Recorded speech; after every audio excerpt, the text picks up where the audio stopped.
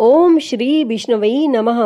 प्रिय भक्तजनों, आप सभी को कार्तिक मास की पूर्णिमा की हार्दिक शुभकामनाएं। हमारे शास्त्रों में बताया गया है कि श्री सत्यनारायण व्रत कथा का पाठ करने से व्यक्ति को 1000 यज्ञ करने के बराबर पुण्य फल की प्राप्ति होती है। सत्यनारायण भगवान व्रत कथा में भगवान विष्णु के सत्य स्वरूप के बारे में बताया गया है। इस व्रत का पाठ करने से घर में सुख समृद्धि का वास होता है और भगवान विष्णु की कृपा हमेशा बनी रहती है। प्रिय भक्तों, हमारे शास्त्रों के अनुसार हर महीने पड़ने वाली पूर्णिमा के दिन श्री सत्यनारायण भगवान की कथा सुनना या अपने घर में श्री सत्यनारायण भगवान की पूजा करवाना बहुत ही शुभ माना जाता है। इससे भगवान श्री हरि विष्णु और माता लक्ष्मी की कृपा सदैव सभी पर बनी रहती है। तो आज हम इस पूर्णिमा के अवसर पर श्री सत्यनारायण भगवान की संपूर्ण व्रत कथा सुनेंगे। तो आप सभी भक्तजन बड़ी ही श्रद्धा, ध्यान पूर्वक और प्रसन्न चित्त मन से भगवान श्री हरि विष्णु जी के कमल चरणों का ध्यान करते हुए इस कथा को सुनिए। तो सभी प्रेम से बोलिए, श्री सत्यनारायण भगवान की जय, सर्व देवी देवता की जय। एक बार नैमिषारण्य में तपस्या करते हुए शौनकादिक ऋषियों ने सूत जी से पूछा कि जिसके करने से मनुष्य मनोवांछित फल प्राप्त कर सकता है, ऐसा व्रत या तप कौन सा है। तब सूत जी ने कहा कि एक बार श्री नारद जी ने भी श्री विष्णु भगवान से ऐसा ही प्रश्न किया था।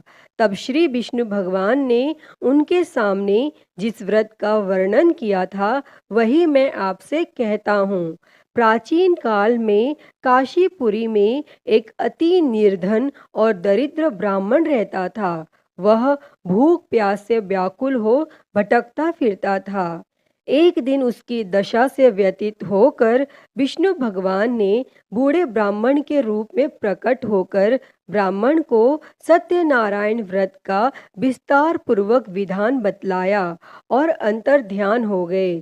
तब ब्राह्मण अपने मन में श्री सत्यनारायण व्रत को करने का निश्चय करके घर लौट आया और इसी चिंता में उसे रात भर नींद नहीं आई और सवेरा होते ही वह सत्यनारायण के व्रत का संकल्प करके भिक्षा मांगने के लिए चल दिया और उस दिन उसे थोड़े ही परिश्रम में बहुत अधिक धन धान्य भिक्षा में प्राप्त हुआ और सायंकाल घर पहुंचकर उसने बड़ी श्रद्धा के साथ श्री सत्यनारायण भगवान का विधि पूर्वक पूजन किया और भगवान सत्यदेव की कृपा से वह थोड़े ही दिनों में धनवान हो गया और वह जब तक जीवित रहा तब तक महीने के महीने श्री सत्यनारायण का व्रत और पूजन करता रहा। और वह ब्राह्मण देह छोड़ने के बाद वह विष्णु लोक को गया। तब सूत जी पुनः बोले कि एक दिन वह ब्राह्मण अपने बंधु बांधवों के साथ बैठे ध्यान मग्न हो श्री सत्यदेव की कथा सुन रहे थे। तभी भूख प्यास से व्याकुल एक लकड़हारा वहां जा पहुंचा और वह भी भूख प्यास भूलकर कथा सुनने बैठ गया और कथा की समाप्ति पर उसने प्रसाद ग्रहण किया और जल पिया।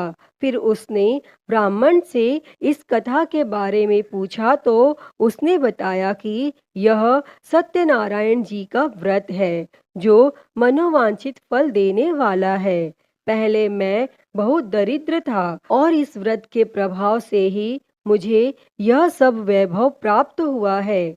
तब यह सुनकर लकड़हारा बहुत प्रसन्न हुआ और मन ही मन श्री सत्यनारायण के व्रत और पूजन का निश्चय करता हुआ लकड़ी बेचने के लिए बाजार की ओर चल पड़ा और उस दिन लकड़हारे को लकड़ियों का दुगना दाम मिला और उन्हीं पैसों से उसने केले, दूध, दही आदि पूजन की तमाम सामग्री खरीद ली और घर चला गया और घर पहुंचकर उसने अपने कुटुंबियों और पड़ोसियों को बुलाकर विधि पूर्वक सत्यनारायण का पूजन किया और सत्यनारायण की कृपा से वह थोड़े ही दिनों में संपन्न हो गया। तब सूत जी ने फिर कहा कि प्राचीन काल में उल्का मुख नाम का एक राजा था। वह और उसकी रानी दोनों बड़े धर्मनिष्ठ थे।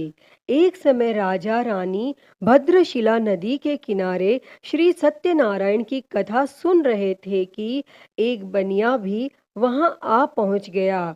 उसने रत्नों से भरी अपनी नौका को एक किनारे पर लगा दिया और स्वयं पूजा की जगह पर गया और वहां का चमत्कार देख उसने राजा से इसके बारे में पूछा। तब राजा ने बताया कि हम विष्णु भगवान का पूजन कर रहे हैं और यह व्रत सभी मनोकामनाएं पूर्ण करने वाला है।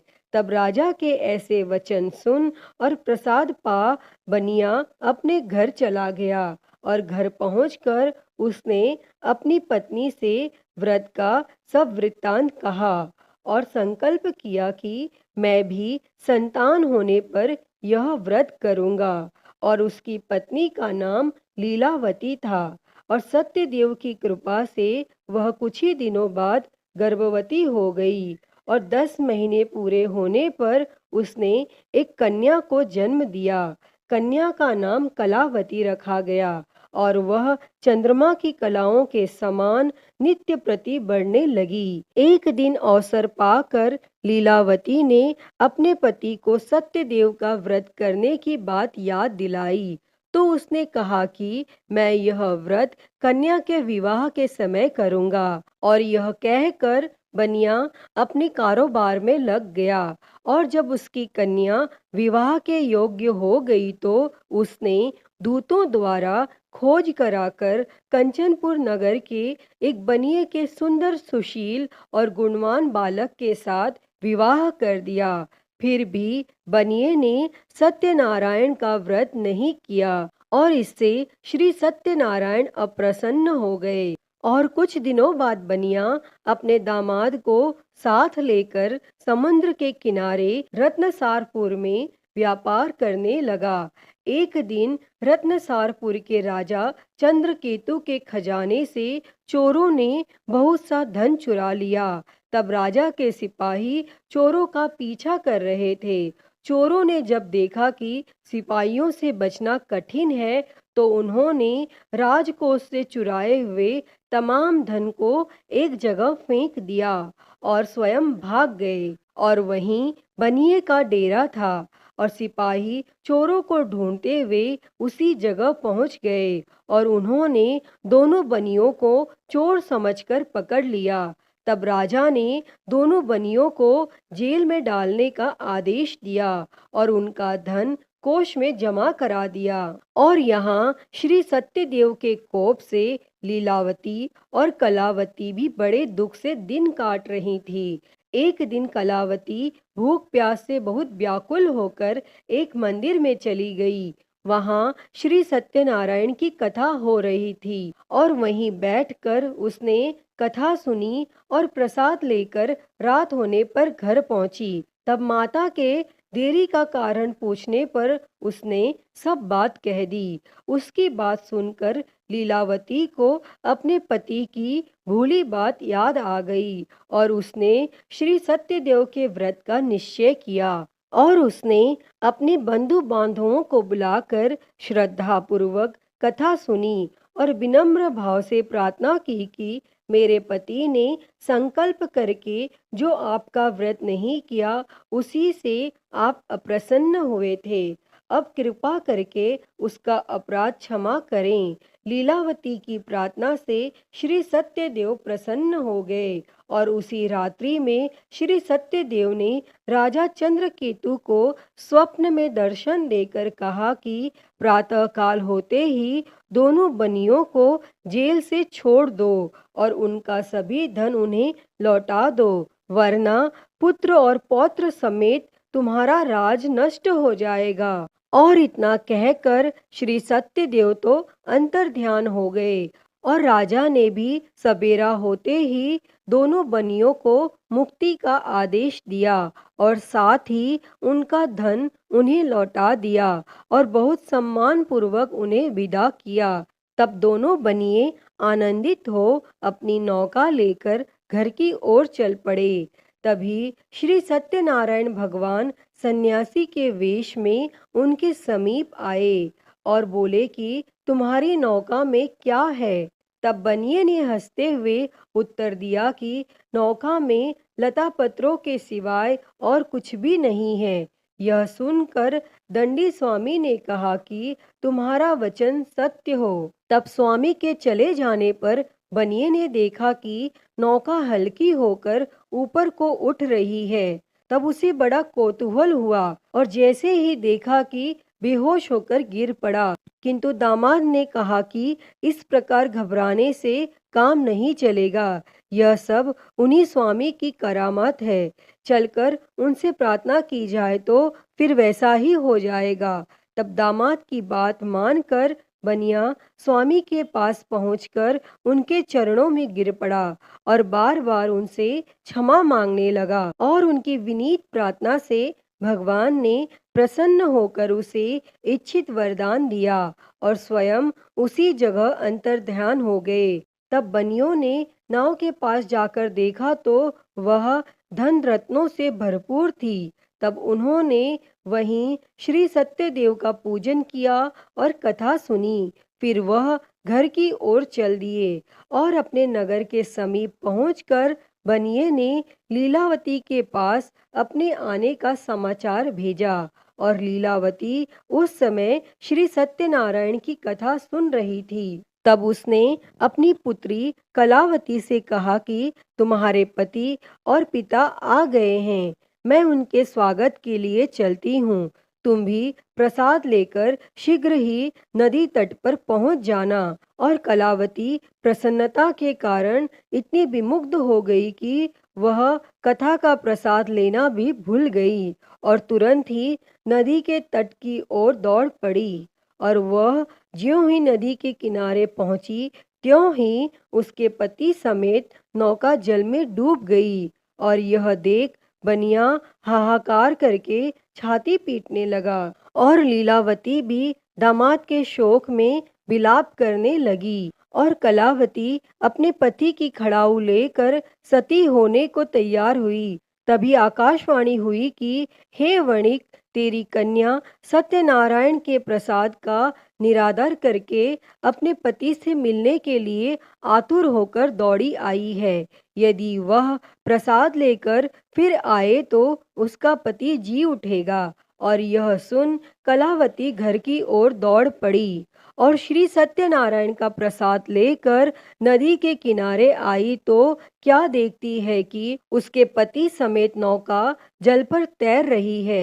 यह देख बनिया भी प्रसन्न हो गया और अपने घर पहुंच गया। और वह जब तक जीवित रहा तब तक श्री सत्यदेव का व्रत करता तथा श्रद्धा पूर्वक कथा सुनता रहा। इसके पश्चात सूत जी बोले कि एक समय तुंगध्वज राजा शिकार खेलने के लिए वन में गया हुआ था।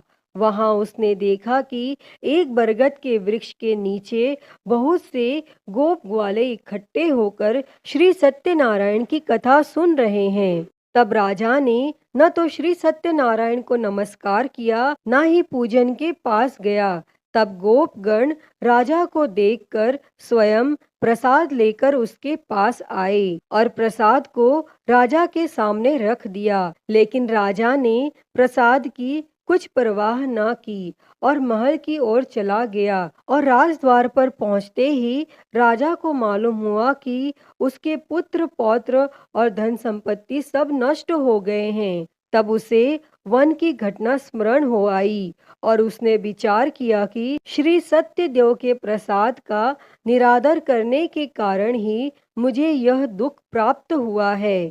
और यह सोचकर राजा पुनः वन में दौड़ा गया और सब गोप ग्वालों के साथ मिलकर श्रद्धा और भक्ति के साथ श्री सत्यदेव का पूजन करके प्रसाद ग्रहण किया। और इसके बाद वह घर लौट आया तो उसके मृत पुत्र पौत्रादि भी जी उठे और नष्ट हुई संपत्ति भी ज्यों की त्यों हो गई।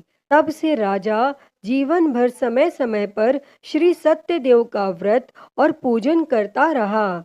हे श्री सत्यनारायण भगवान जी, इस कथा को कहते, सुनते और हुंकारा भरते पर सदैव अपनी कृपा बनाए रखना। तो बोलिए श्री सत्यनारायण भगवान जी की जय। तो प्रिय भक्तगणों, मैं उम्मीद करती हूँ कि आपको यह कथा पसंद आई होगी, और अगर वीडियो अच्छी लगी हो तो इसे लाइक करें, ज़्यादा से ज़्यादा शेयर करें और कमेंट में सत्यनारायण भगवान की जय लिखना ना भूलें। और महाकाल भक्ति ज्ञान चैनल को सब्सक्राइब कर नोटिफिकेशन बेल को ज़रूर ऑन कर लें। हर हर महादेव। धन्यवाद।